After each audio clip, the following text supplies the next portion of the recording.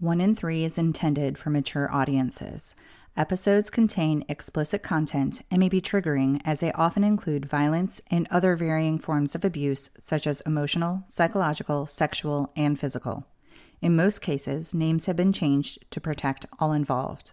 Please note, statements and opinions of guests do not necessarily reflect those of my own. Hi, warriors. Welcome to One in Three. I'm your host, Ingrid.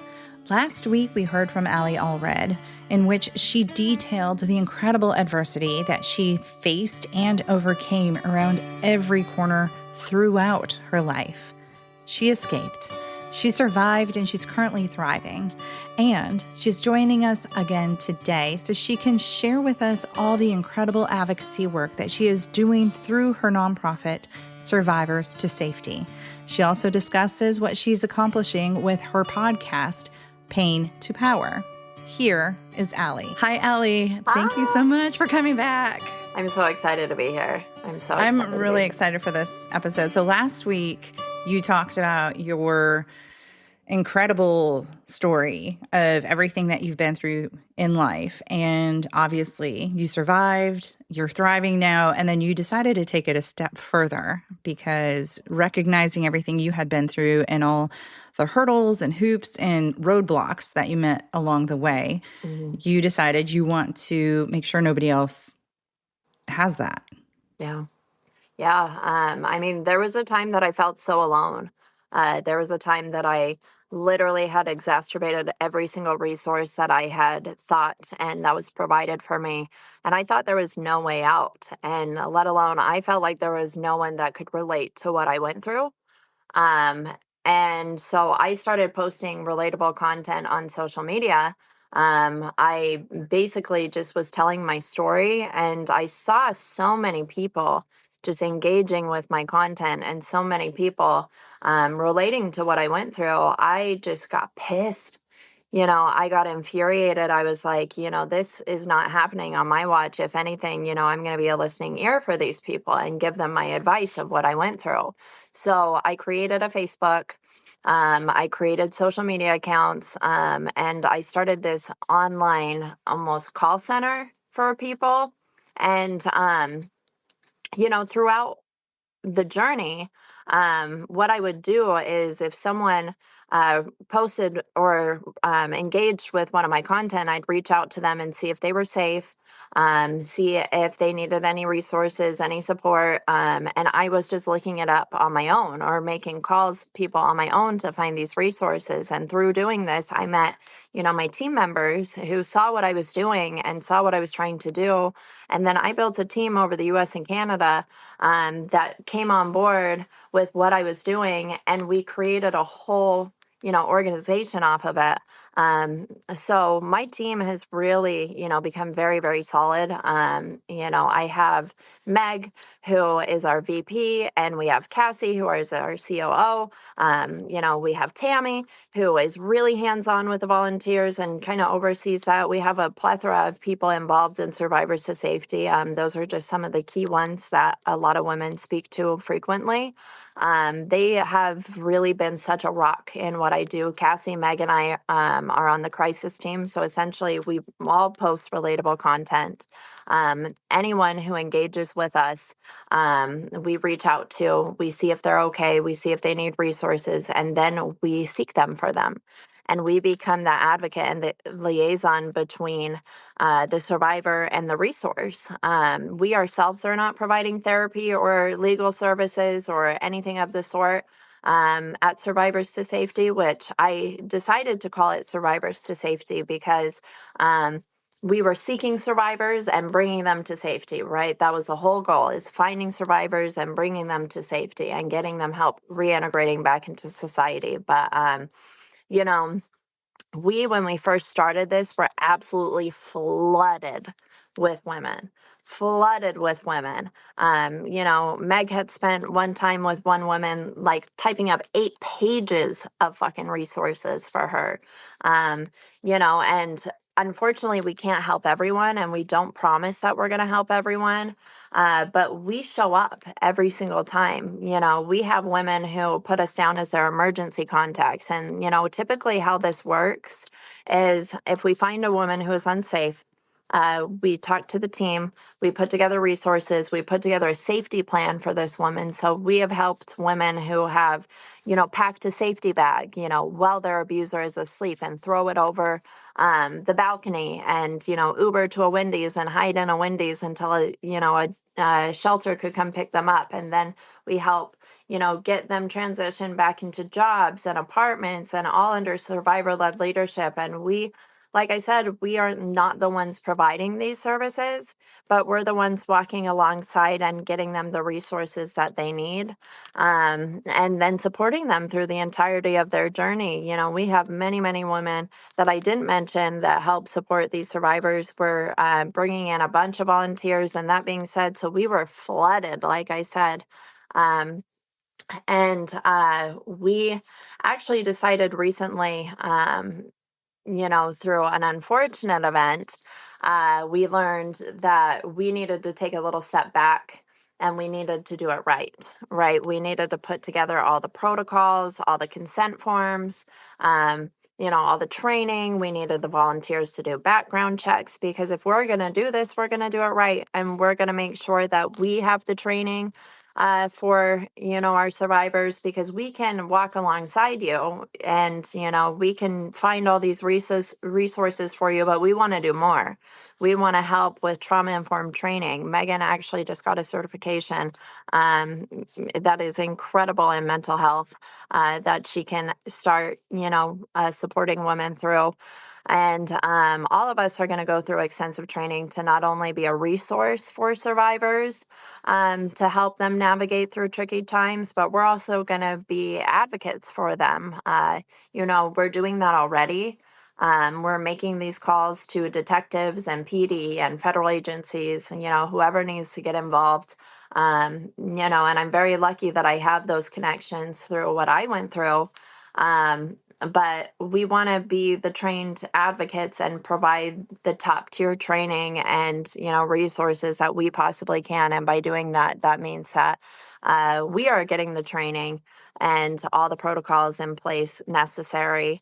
We don't turn away survivors. We're just kind of taking a step back on the content we're posting, because that's where we get most of our women.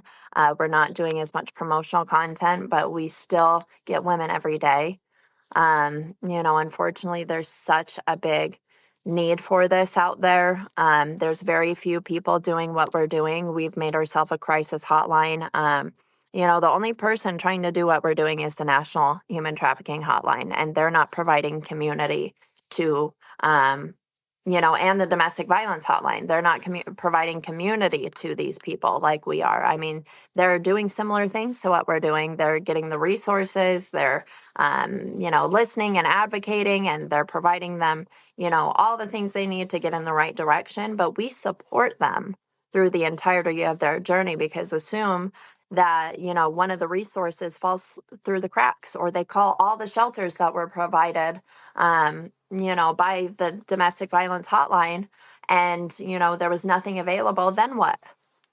Who do you turn to? And that's where you turn to us. One thing I liked is that you said how alone you felt through your journey, and what your nonprofit is doing now is making sure that these individuals never are alone. Right. You're, like you said, you're following them through the entirety of the process. One thing I wanted to clarify is the setback that you had nothing to do with a victim or a survivor. No. It was more administrative. It was administrative, unfortunately. We had a COO that was not in it for the right reasons, and we learned that pretty quickly, and we don't tolerate that. Obviously the people who are going to be on our team are going to be in it with pure intent. It was a money thing, and there wasn't even money involved. We don't make a profit off of survivors. We don't even ask a cent. So the fact that there was even money being talked about and brought up for anything other than the exiting resources was a big red flag for us.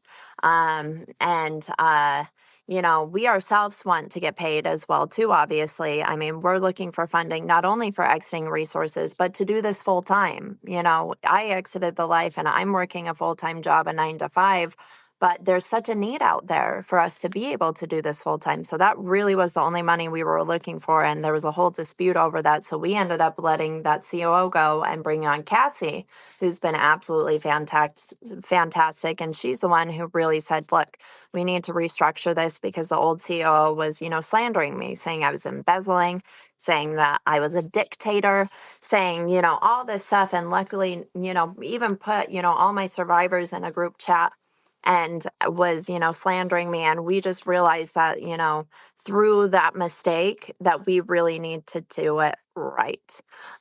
We really need to make sure only, certain people have access to survivors' informations.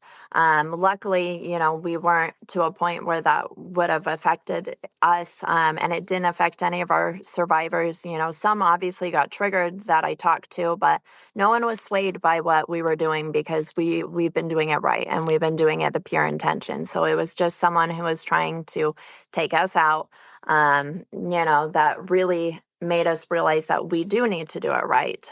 So it had nothing to do with the survivor. Actually, all the survivors that were affected by this are great, and they are absolutely comfortable and happy for the things that we have done for them, and they weren't faltered in any way by that hiccup.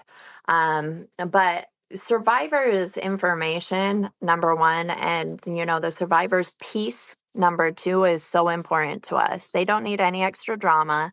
They don't need any extra, worry that, their information is going to get somewhere or to someone that's going to go to the wrong thing. The only people that's going to have access to that information is me, Meg, Cassie, and whatever advocate is assigned to a survivor, and they are only going to get limited information. We utilize, many different platforms, and we're starting to use even pretty soon Signal, which Homeland Security uses to message. It's a very secure messaging system, where messages are deleted and it's very hard to take screenshots. Everything is going to be very secure and safe. We have a secure Teams channel to where the volunteers, will post women in Colorado Springs with 2 children.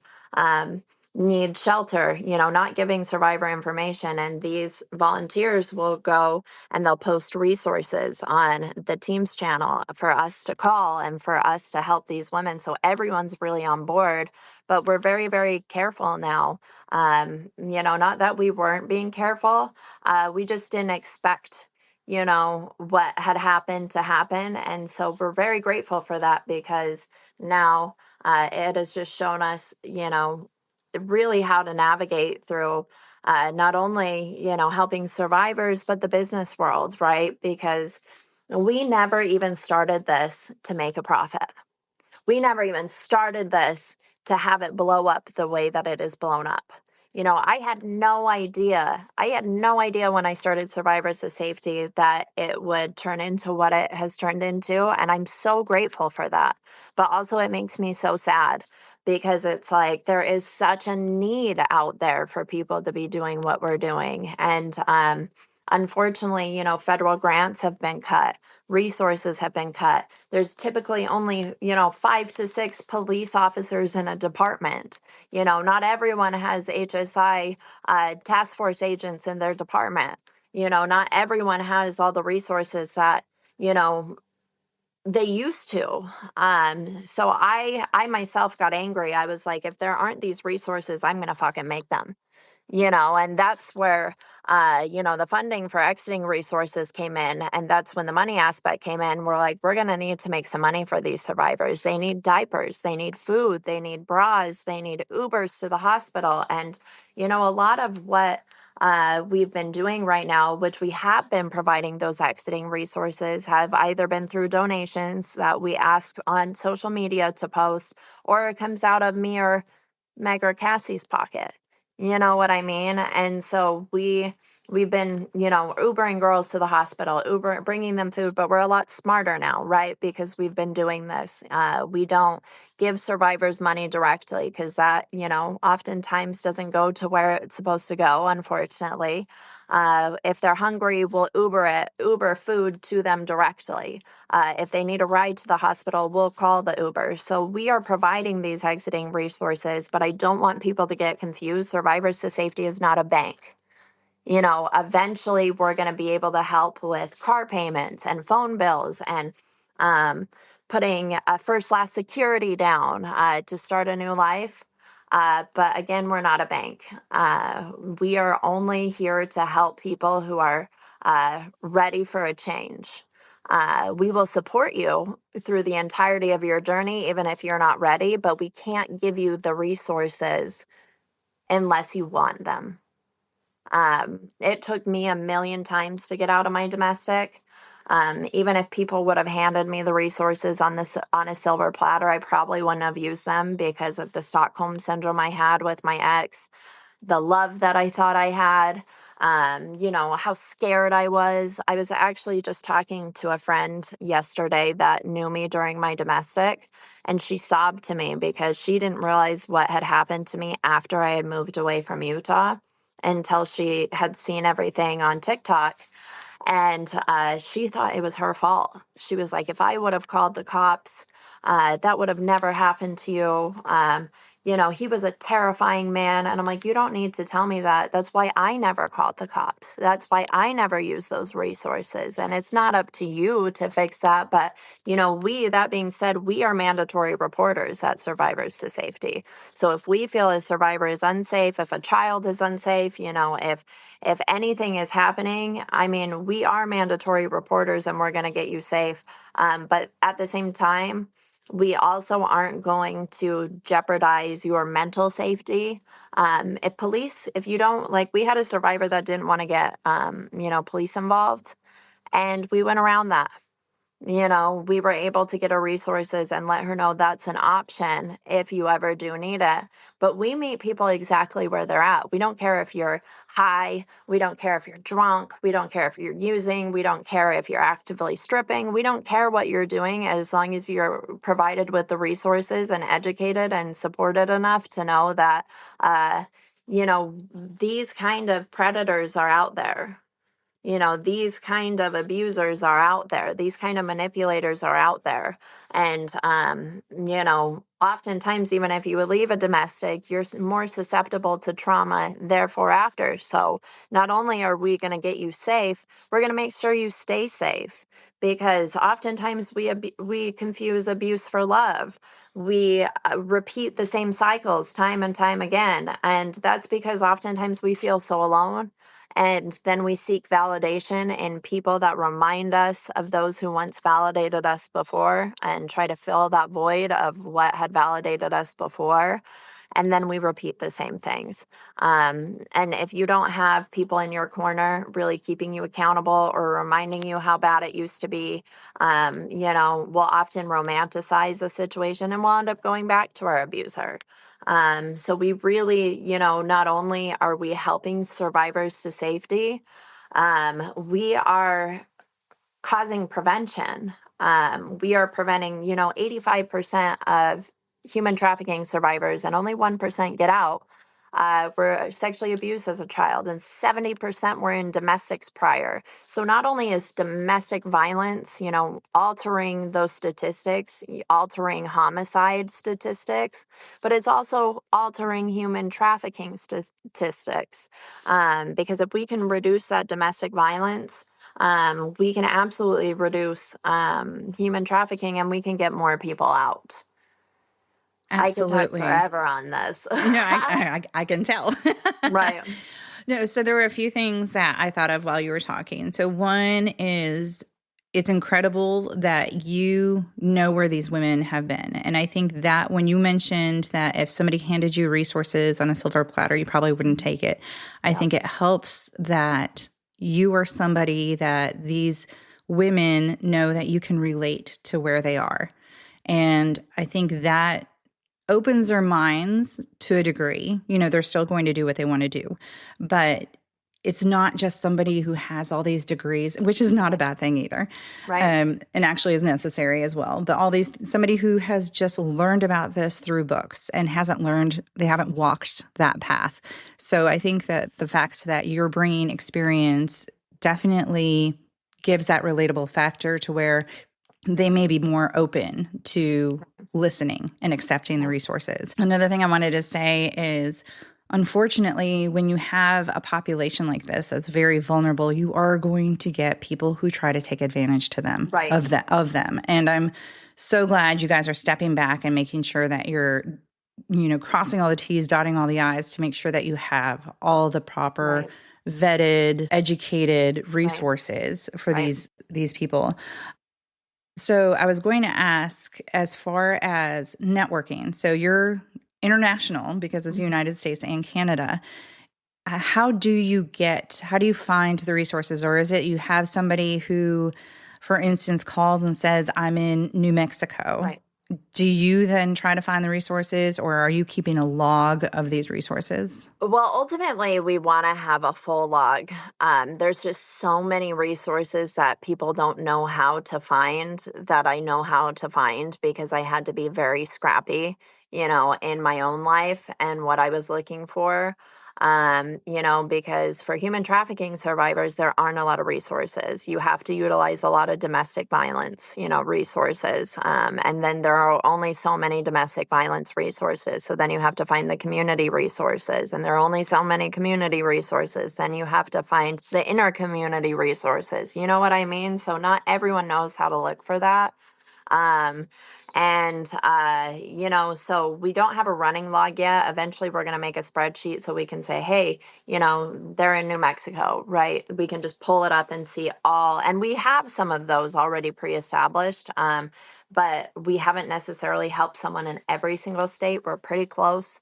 But we oftentimes, if we get a survivor, and this is how we've done it for a long time, and like I said, we're restructuring a little bit, but this is what typically would happen. Say I got a survivor in New Mexico, right? I would utilize my resources, number one, that I could think of mentally, whether that be LinkedIn, Facebook, Instagram, TikTok. I would reach out to anyone that has any sort of connection to that area and see if they knew of any resources. Then I would, utilize the knowledge that, I had, and look up those resources. I would share the survivors, not information, but general story with the team, whether that be on Teams or whether we do a phone call and we say, hey, this is what's going on with the survivor. We're going to need to look for XYZ. And we usually do a little needs assessment with them. So when we get them on the phone, we see, do they need detox? Do they need to go to the psych ward? Do they need to go to the police station? Do they need to get checked out for their wounds and injuries? Do they need to go to a safe house rather than a shelter?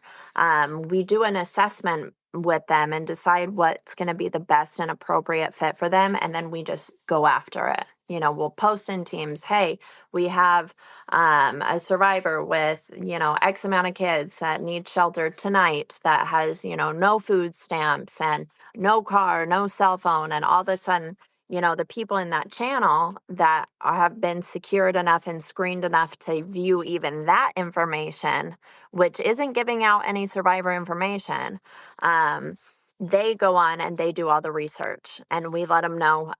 They'll go in, they'll do all the research, they'll look up, and then our crisis team starts making calls. And then our crisis team will place the survivor. So that's typically how that works. Okay. So intake process is typically they've been finding you on social media. Yep. And then they reach out to you, and then you start doing the assessment of what their needs are, and then you find those specific resources. Yep.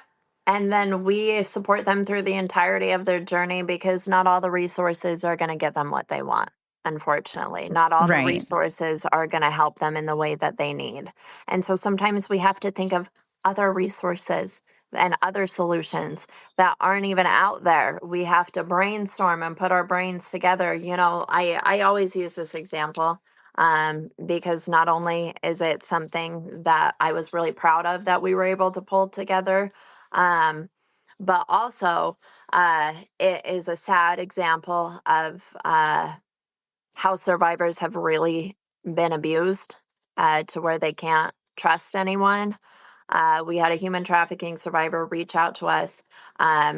And this is before we had all the protocols and everything in place. So she reached out to us. I immediately started dove in and started helping her. She was actively in human trafficking. She was unsafe. She's texting off a text now number. She tried to involve PD. It didn't work. She didn't want to involve law enforcement. There was just a whole thing. She didn't have any documentation. So with that, we were able to find her, safety that day. We were able to get her a plan to get her Ubered to a safe location, picked up by a safe house, stay there for 30 days, get a private plane with a private pilot to take her across anywhere in the United States to a safe house after that with no documentation. And she could have lived there 2 years rent free, and then gone into transitional housing. And she ghosted me because it sounded too good to be true. And like we are able to do really cool things. And we are able to pull really, really, big strings. But we can only help so much. And that's the heartbreaking part. Absolutely. I get that too good to be true. Hearing all that, okay, you're going to put me on a plane and I'm going to go where?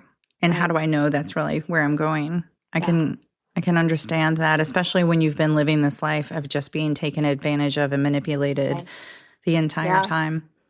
Yeah, and that private plane would have been through HSI, Homeland Security. So she would have been as protected as possible. And like, I don't know every HSI and FBI agent under the sun. The only resources that I know in federal agencies are resources that have helped me. But that being said, I know how to navigate, making a tip or talking to the right agent or which department has, which detective. And, I do all that kind of research. And so a lot of like what you said, I didn't go to school for this, just like I'm in sales, in my career, right? I've been in sales many years. I'm not working really in sales anymore, but like I didn't go to school to be a sales rep, right? It was something that I just had lived experience in becoming a people person and talking and communicating to make me a professional at what I did. I don't necessarily think people need to get a master's degree in sales and marketing, you know what I mean? Because it's a personality thing and it's, a lot of lived experience. It's the same with what we're doing and a little different because we do have the qualifications, maybe not the certificates. Some of us on our team, like Meg, do. But we have that nitty gritty survival tactics that are so important and everything that is really, really necessary. We may not be a certified therapist, but we can tell you how to pack a bag. We can tell you where to store your keys if he tries to take it from you. We can tell you when to react to something he says versus when to pick and choose your bag. Like we can create a safety plan because we've lived it. We can help you get out and stay out because we've lived it. And we can also direct you to the places that will get you the support that we necessarily can't provide. Absolutely incredible. And on top of all of that, you also have a podcast. Yes. On top of all that, we have a podcast. It was actually Meg's idea, Meg, my VP. She's like, I've always wanted to do a podcast. And I was like, bet we're going to do it. We're going to create a safe space for survivors to come on and share their stories. And like I said, this is all her idea. And, had done a podcast prior with someone who I had used the app that we're using now, and I was like, I'm gonna figure it out. Like I've never done a podcast, but I'm gonna figure out, because Meg's like, I have this idea, I just don't know how to put it into fruition. So I put it all together. We started this podcast. We were able to get the back end all together. She had this amazing idea, and we created this platform for survivors and anyone really, with an opinion on domestic violence and human trafficking to come in and share their story. It's called Pain to Power. It's on Spotify. And, the reason it's not called Pain to Purpose, which I think it was so important to also talk about, because I think it's really important that you find your purpose in life, because that's really how you turn your pain into power. Because the biggest thing that these men want from you, these abusers, because abusers aren't just men, right? The biggest thing that these abusers want to take from you, and I think about human trafficking, pimps and traffickers in general, especially, they want to take your power away from you. They want to take the control away from you. They want to take everything that makes your light away. They want to dim that, because that makes you manageable and easy to deal with when you have no fight left in you. So you have to get up, you have to get fucking angry, you have to get your lick back, you have to find your purpose, and then you need to find your power and turn it into something. I totally agree. And, we both have the same concept in mind with each of our podcasts. And I think that those people who have the strength to get out and tell their story or advocate or whatever they're doing, fantastic. And I feel like those are the people like us that, for those who can't speak up, we're doing it for them. You're maybe hearing this story and finding so many points where you can relate. So, with your story that you shared, I'm sure there are a million points where people are like, that's me, that was me, that is me, or whatever. Mm-hmm. And you spoke for them. If they couldn't, rise up and use their own words, you did that. Well, you do that too. I mean, that's something so incredible that we both do, and it takes a village to do these kind of things. It really does. It's not a competition, and like a lot of people are competitive in resources, right? Some people even charge survivors for resources. You know what I mean? And like I get with legal services to do that, but like what you and I are doing is for free. And what you and I are doing is to bring awareness. And what you and I are doing is bringing a light to a topic that doesn't want to be talked about. Like, not a lot of people, a lot of women do this, but they listen to like murder mysteries at night and or watch murder documentaries. But like, not a lot of dudes are going to come in and plop in like, oh, I want to hear how women are getting beat tonight.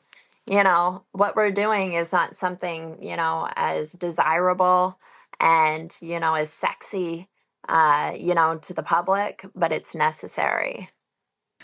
I totally agree. And I've been doing this podcast for 2 years, and I'm posting it on the podcast social media, but then also on my own personal social media. And 2 years into it, I had a friend that, obviously I had no idea what she had been through, and she was able to post, I resonate so much with this, or this episode resonated so much with me. And I've never talked about this with anybody before, but this is the relationship that I was in. And like you said, pain to power. So it could be your own pain and somebody identifies with that. And then we all get empowered through the voices and through telling these stories. Yep. And that's why I really like the pain to power, because that really is that empowerment. We are, you and I, as, podcast hosts, and like Meg as well too, we are helping support these survivors empower themselves to find their voice, which is so important. It's one of the first steps in getting your happiness back, because I always say you can never place your happiness or your power in someone else's hand, because it's never going to be in your reach. I like it's that. it's just like if you put your life and your purpose and, everything that you have to give into someone who makes you feel like it's not enough, you're going to burn yourself out. And not only with that, you're going to come to a place where you're just a shallow shell of a person. And the first thing that I ever did for myself was advocate for myself and ask for help. And if anyone's listening to this today, that's, the whole reason why we're doing what we're doing at Survivors to Safety. I mean, that's the reason we post relatable content and we ask if you're okay. And then we do an intake on you because we want to make sure we have the demographics of the abuser and we have your demographics in case anything happens. You talk to Cassie, she sets you up with an advocate.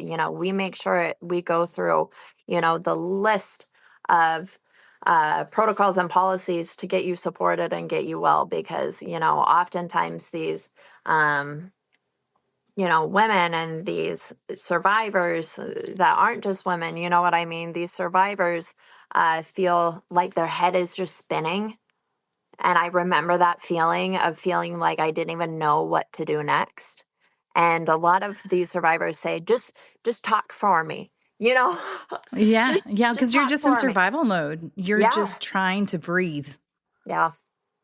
Yeah. And so we do a lot of advocating in that way, which is why we obviously are getting the credentials to do so, because, obviously we can speak on the behalf of a survivor, non-professionally, but we want to make sure that we do the right things to speak professionally. I mean, we're doing it anyway. I mean, because it needs to be done. Unfortunately, it needs to be done. And, if we get in trouble for just trying to help someone, so be it. But we're going to do it right. And we're going to make sure we have everything set in place. Like I said, we're not turning away any survivors, anyone who needs us. We're actually going to be going into fruition in the next couple of weeks. So we're not really going to be in this setback mode for a little bit, very long. And we're very, very almost this close to getting funding for exiting resources. So that's when we're going to be doing this full time. That's when we're going to be able to help with phone bills, diapers, bras, underwear, everything you need to get out of the life. So just kind of stay tuned with Survivors to Safety because we have a lot of really big things coming. I love it. And we're actually recording this a couple weeks in advance. So you're going to be that much closer by the time this episode goes live. I know. I'm so excited. Yeah, I'm really excited for you. You are doing so much incredible work. Do you mind just sharing all the contact information one more time? And your podcast info one more time? Yes. So it's Pain to Power on Spotify. You can find Survivors to Safety on Instagram, on Facebook. We have a website that Cassie built that's super cool. My personal Instagram, where I share a lot of my story, is tapped, TAPPEDASF, because I'm a little tapped and I'm proud of it. But I love that. My TikTok as well too. Okay, perfect. Is there anything else? I mean, we talked about so much between last week and this week. So I know so much. But we could talk forever, but we probably will. Yeah, right. I think we've covered a lot of really great things today. I think so too. I really appreciate you taking the time to come back on and talk about all of this amazing work that you're doing. Keep it up. I wish you all the best. We're definitely staying in contact. So yes, I want to hear about everything, every step of the way. I know. Me too with you. You got to keep me in the loop. Yeah. Big things are coming. Thank you. Bye. Bye. Allie, thank you so much for joining me again today. It's always a pleasure talking with you. And thank you, warriors, for listening. I have included all of Allie's links to her website, her socials, and her podcast in the show notes, as well as her 1 in 3 profile. I will be back with another episode for you next week. Until then, stay strong. And wherever you are in your journey, always remember, you are not alone. Find more information, register as a guest, or leave a review by going to the website 1in3podcast.com. That's the number 1, IN, the number 3, podcast.com. Follow 1 in 3 on Instagram, Facebook, and Twitter at 1 in 3 podcast. To help me out, please remember to rate, review, and subscribe. 1 in 3 is a .5 Pinoy production. Music written and performed by Tim Crow.